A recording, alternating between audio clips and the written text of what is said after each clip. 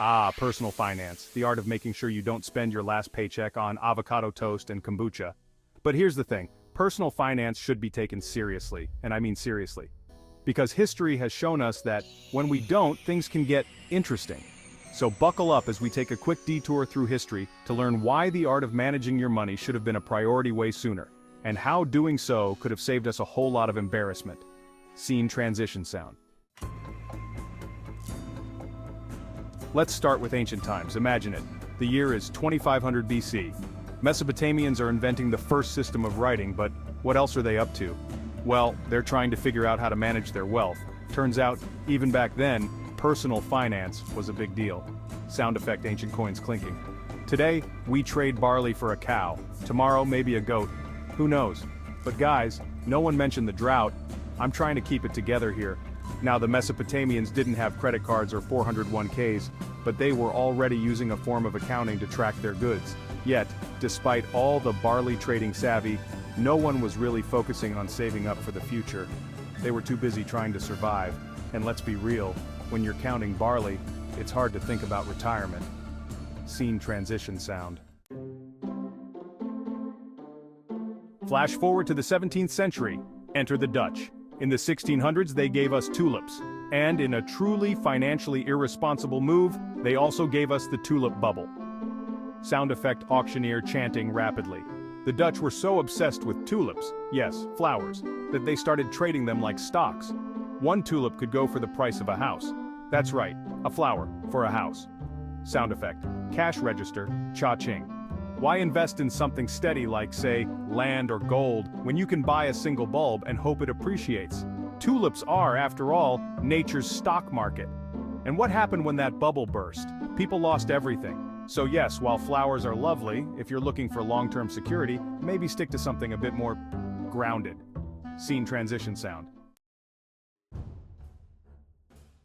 Next stop, the 1920s. The stock market is booming, the economy is roaring. People are buying stocks on margin, meaning they're borrowing money to invest, hoping the market will keep going up. What could go wrong? Sound effect, jazz music playing, then sudden crash sound. That, my friends, is what we call the Great Depression. It's 1929 and suddenly, boom. All those borrowed dollars come crashing down, the market tumbles, people panic sell their shares, and a generation is left wondering how they'll ever recover. Sound effect record scratch. Hey, maybe we should have considered something like diversification, or not putting all our eggs in one stock basket? Oh well, hindsight's 2020. But seriously, this is where the lesson gets good. While those folks in the roaring 20s were partying like there was no tomorrow, the reality was, they hadn't learned how to manage risk or think long-term. And when the music stopped, they were left with nothing but broken dreams and empty portfolios. Scene transition sound. And let's not forget our more recent financial fiascos. It's 2008, subprime mortgages are being handed out like candy, and suddenly, we have the global financial crisis. A housing market built on shaky ground, Wall Street making risky bets, and average people buying homes they couldn't afford. What could possibly go wrong? Say, remember that time when buying a house was a surefire way to make money? Yeah, not so much.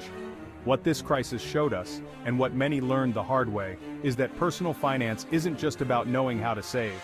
It's also about understanding debt, investing, and most importantly, living within your means. Scene transition sound. Now let's take a deep breath.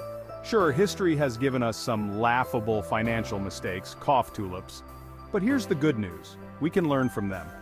Managing your money doesn't require being a financial wizard. It's about smart, intentional choices, starting with now. The sooner you get serious about your personal finances, the less likely you are to repeat history's more embarrassing moments. Scene transition sound.